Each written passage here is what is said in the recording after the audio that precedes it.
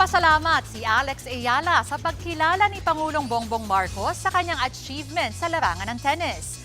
Ang nag-fanboy na Pangulo, iginawad kay Alex ang presidential citation sa espesyal na homecoming reception sa Malacanang. Nasa frontline ng balitang yan, si Ian Suyu.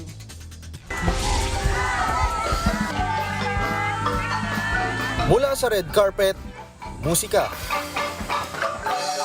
Hiyawan ng mga nakahilerang empleyado hanggang sa abot-tengang ngiti ni na Pangulong Bongbong Marcos at First Lady Liza Araneta Marcos, mainit na sinalubong si Pinay tennis ace Alex Ayala sa isang espesyal na reception sa Malacanang kagabi. Iba pang mga opisyal ng pamahalaan ang nakisaya at nagbigay pugay kay Alex. Nagbalik bansa kasi si Alex matapos ang kanyang makasaysayang kampanya sa Wimbledon. Kaya si Pangulong Bongbong Marcos hindi na itago kay Alex ang pagiging fanboy. Dati pa lang daw, alam niya ng malayo ang mararating ng atleta. Alex, when you first started winning, when people were starting to take notice of you, I was asked, what do you think about Alex Ayala doing so? And my single comment was that she's just getting started. And you know what? You proved me right. Thank you. You proved me right. Si Ayala ang kauna-unahang Pinay player na umabot sa round of 16 ng Wimbledon na itinuturing na pinakamalaki at pinakaprestiyosong tournament sa mundo ng tennis. Dahil sa kanyang makasaysayang performance sa Wimbledon tournament, umakyat na sa world number 28 ang ranking ni Ayala. Pero teka, hindi pa raw siya nagtatapos dyan.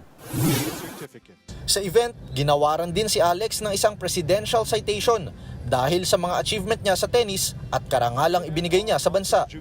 Lubos naman ang pasasalamat ng tennis star para sa suporta ng buong Pilipinas. Lubos kong ipinagmamalaki ang pagiging Pilipino. So, I promise that I will continue to represent the Philippines in the best way that I possibly can. Maraming salamat po. Mabuhay ang Pilipinas. Thank you. Bago yan, binigyan din ni Ayala ng tennis ball at cap sina Pangulong Marcos at First Lady bilang souvenir.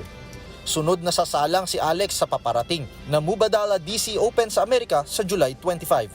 Nagbabalita mula sa Frontline, Ian Suyu, News 5. Mga kapatid, Cheryl Hosing po. Maging maalam at may pakialam sa mga napapanahong issue at headlines. Mag-follow at mag-subscribe na sa social media pages ng News 5.